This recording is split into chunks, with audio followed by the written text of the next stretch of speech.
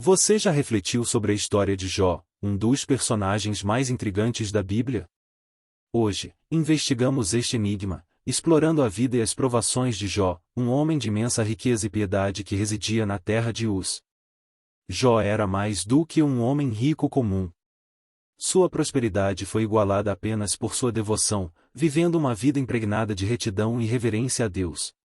No entanto, a sua fé seria submetida a um crisol, um teste divino que abalaria os próprios alicerces do seu mundo. Este não foi um teste de força ou inteligência, mas de fé e resiliência. Um teste que privaria Jó da sua prosperidade, lançando num reino de sofrimento e desespero. Uma prova que desafiaria a sua relação com Deus, levando-a ao limite. Então, quem foi Jó e qual foi a prova divina a que foi submetido? Fique ligado enquanto desvendamos as provações e tribulações desta notável figura bíblica. Jó, um homem de imensa fé, viu-se no meio de uma aposta celestial. No grande reino cósmico, um desafio foi lançado por Satanás, o adversário. Ele contestou a Deus, argumentando que a fé inabalável de Jó era apenas um produto de sua abundante prosperidade. Satanás afirmou que se as bênçãos de Jó fossem retiradas, sua fé desmoronaria. Curiosamente, Deus aceitou este desafio, preparando o cenário para um extraordinário teste de fé. Ele permitiu que Satanás tirasse a riqueza de Jó, o seu gado, os seus servos e até mesmo os seus 10 filhos.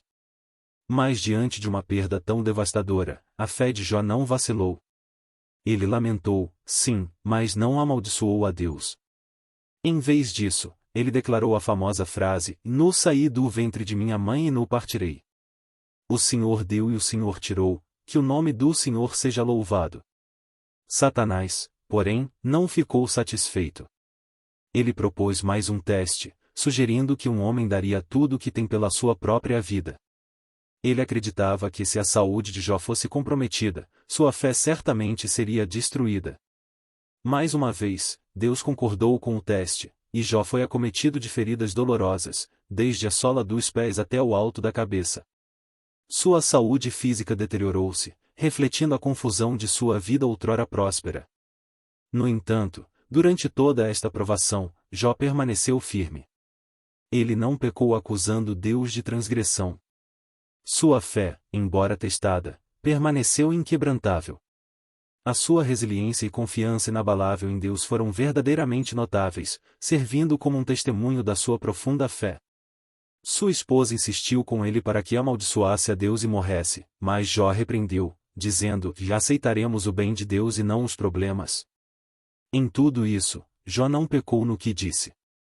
A sua resistência face à adversidade foi um testemunho poderoso da sua fé, demonstrando que esta não era apenas resultado da sua prosperidade. Apesar das dificuldades, Jó permanece firme na fé, provando que Satanás estava errado. Mas, a história termina aqui? Depois de suportar imenso sofrimento, a história de Jó chega a um ponto decisivo. Jó, cuja fé havia sido testada além da medida, não vacilou em sua devoção. Ele permaneceu firme, mantendo sua crença mesmo diante do profundo desespero. Essa fé inabalável não passou despercebida.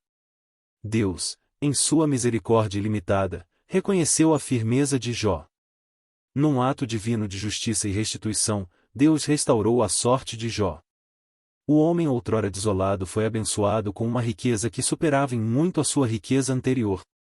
Mas as bênçãos não pararam na riqueza material. Deus também presenteou Jó com novos filhos, enchendo sua vida de alegria e risos mais uma vez. Esta restauração não foi apenas uma questão de riqueza ou descendência.